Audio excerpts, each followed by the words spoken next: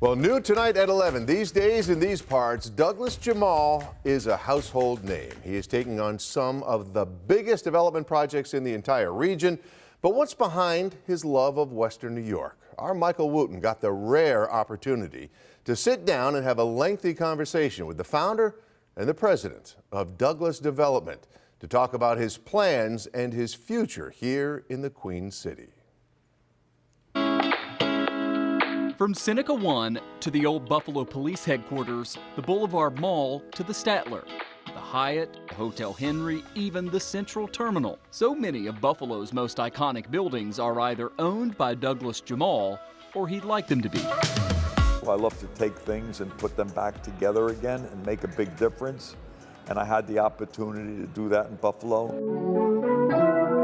Born in Brooklyn, Jemal made his mark as a top developer in D.C. He stumbled upon Western New York by chance. When I came to Buffalo strictly by accident, spent the night here, got to meet some people over here. It just felt right. At the time, the tallest building in Buffalo was vacant, 1.2 million square feet empty. As HSBC and other tenants moved out, many wondered if anybody would ever move in. I like difficult projects. It felt challenging. He's been challenging himself here ever since, causing people to ponder, why Buffalo? That's why Buffalo, probably the same reason you're in Buffalo. It's a great city. It's a city of good neighbors.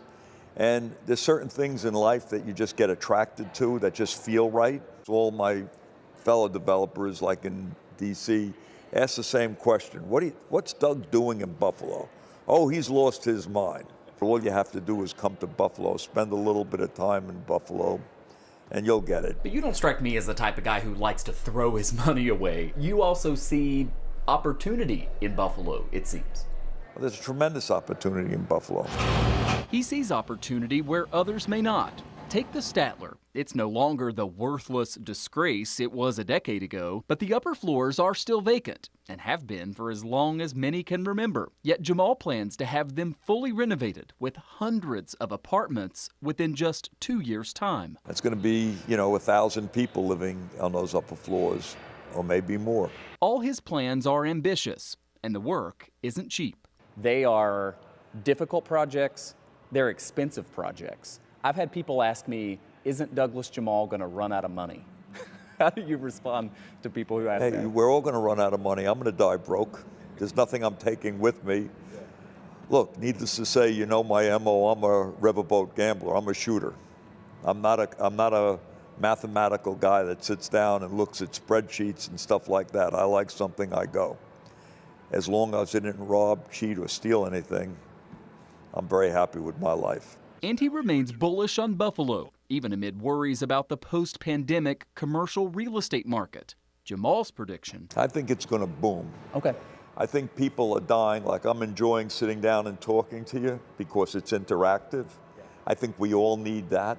People are done with the Zooms. They're done. I mean, Zoom, boom, schmoom. Let's get back to normal. Let's not look, this was a bad year. Let's look forward, go Buffalo, and let's think very positive and get through this. And back to that most common question of why this big city developer is so invested in Buffalo. He says one project leads to another, and in a city like this, on the way up, you can feel the impact. It really makes you want to do more and raise the bar. And every great visionary likes to leave something at the end of the trail that's his mark for life. And I really feel I want to leave that in this city. So that's why I'm in Buffalo. There are a lot of updates on Jemal's projects and also some of the sites that he's eyeing for development. So we're going to go one by one with some never before seen footage. That's in part 2 of this story tomorrow evening at 6. I'm Michael Wooten, Channel 2 News.